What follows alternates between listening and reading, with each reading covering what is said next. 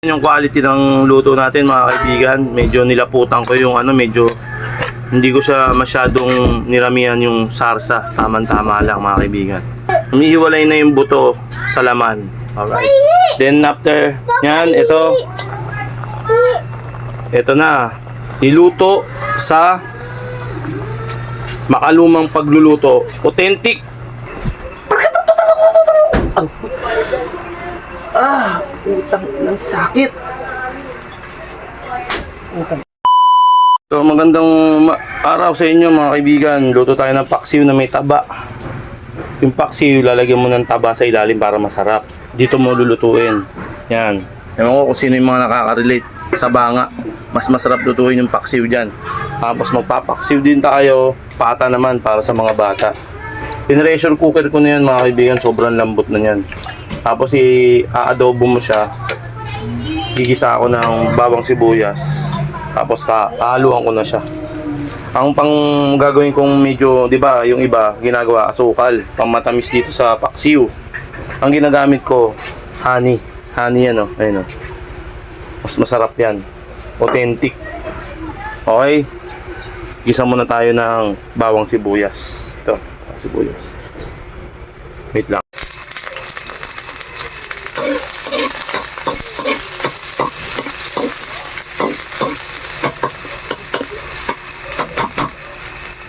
Ito hindi mawawala sa paksiw na pata. Bulaklak ng saging. Isa rin sa mga nagpapalasa yan. Dito natin to. Basic na basic lang lutuin yan mga kaibigan. Dahil wala tayong pasok ngayon, luto time tayo. Luto time. Okay? Ganyan lang. Diba? I-basic mo lang yan.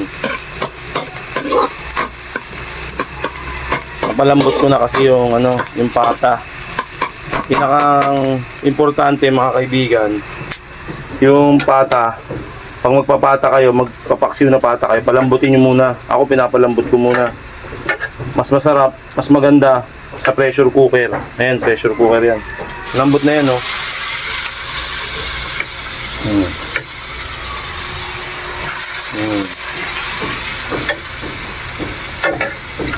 Kami lang naman tao dito.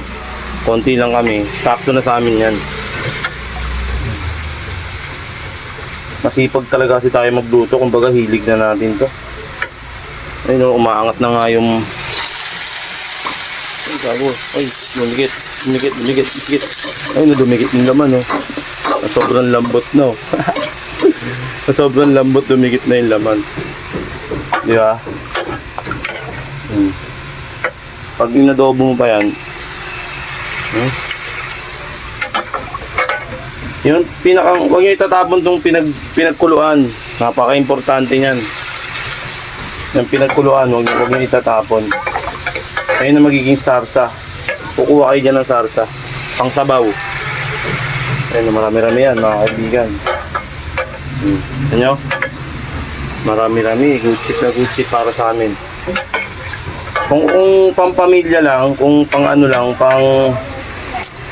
pang kayo lang, pwede na yan.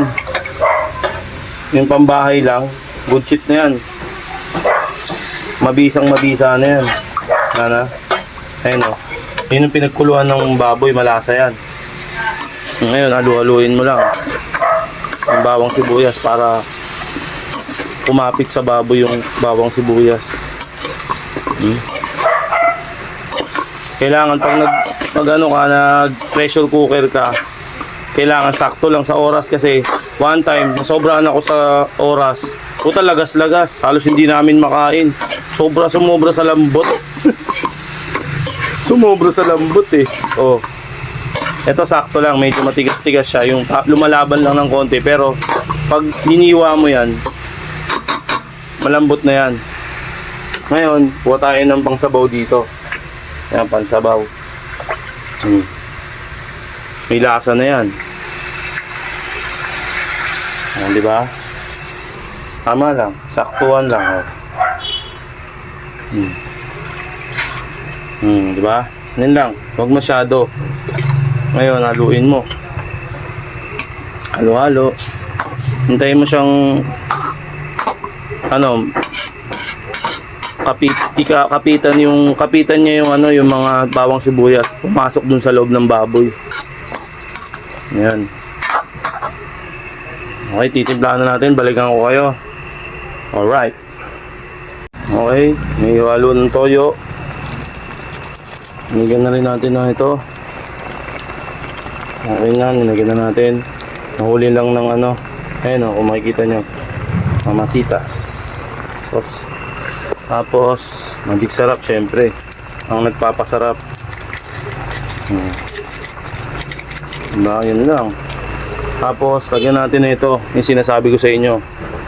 Ito magpapatamis dyan kaysa asukal. Honey. Ayun, honey yan o. Malapot-lapot yan o. Konti lang, huwag masyado. Okay. Ngayon na magpapatamis dyan, honey. May honey ako dito. Ito na lang gagawin kong asukal. Diba? Alright. Sa paksiw naman tayo. Papaigayin lang natin. Papatuyuin lang natin. Tapos, ready to paksiw na tayo. Ayun, paksiw natin. Ingredient natin sa paksiw. Paksiw na nga pala to, galunggong. Ayun o. Ito yung masarap na gulay sa paksiw. Yan. Yan, ang palaya na maliliit. Alright. Wait lang.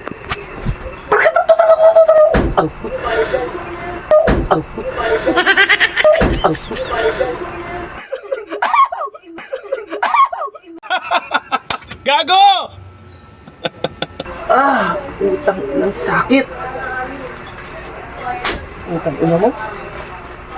Antay ka lang. Utang ina, sakit. Mga kaibigan, nagbabalik tayo. Ito na, nakaprepare na. Nagtimpla ako ng suka. May mga magic sarap na yan. May mga pampalasa na yan. May patis. May kung ano-ano. May paminta. Yan. Ito na nga pala. Ang first, natin. Pata. Init. Utang ina, sakit. Init. Ngayon, katapos na ito, pangalawang na tayo, putahe. Ito nga pala yun. Sinasabi ko sa inyo, may taba ng baboy o mas masarap, mas mataba. May taba ng ng baka. Ito taba ng baboy ito. Ngayon, ang gagawin nyo dyan, lalagyan nyo nito. Sibuyas, sa ilalim, bawang, luya. Yun, tapos, kuha ka ng isda. Lagay mo. Isda. Lagay mo.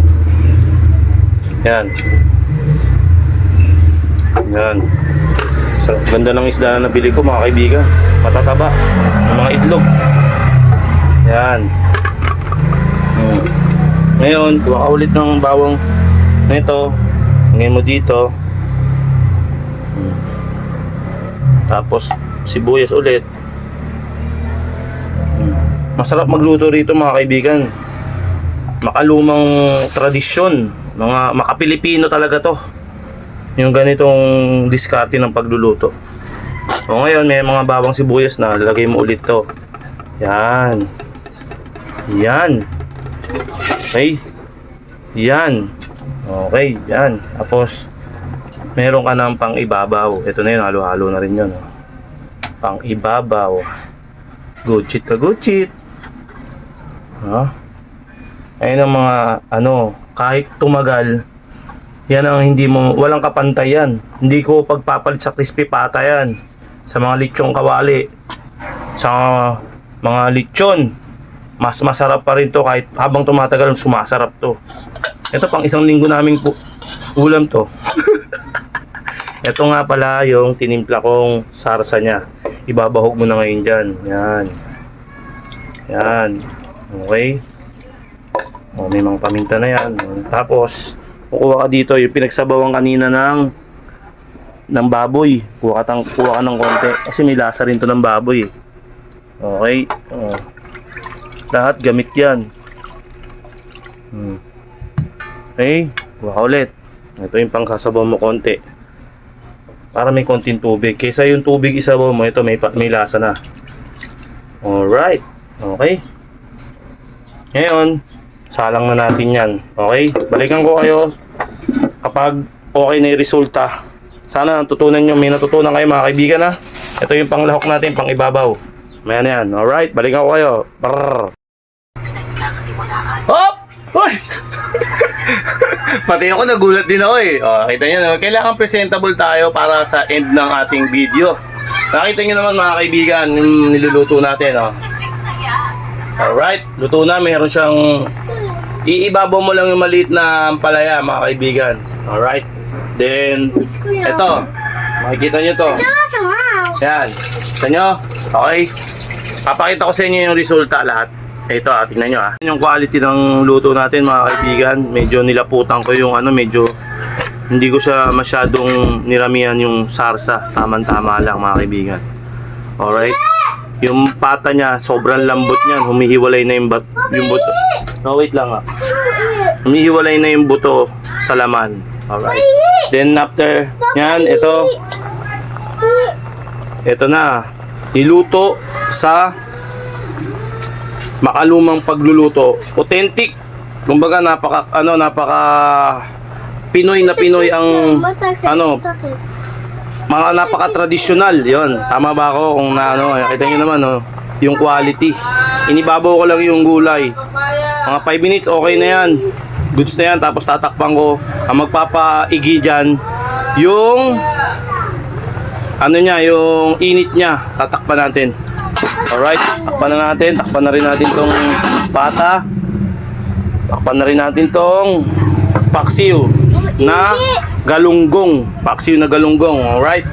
So, yun na nga mga kaibigan. Salamat sa mga nanood at sa lahat ng mga viewers natin at sa mga bagong viewers natin. Maraming salamat. Sana mayroon kayong natutunan kahit kaunti at mayroon kayong dagdag kaalaman sa pagluluto. Alright. Be safe at God bless sa inyong lahat. Mabuhay kayo!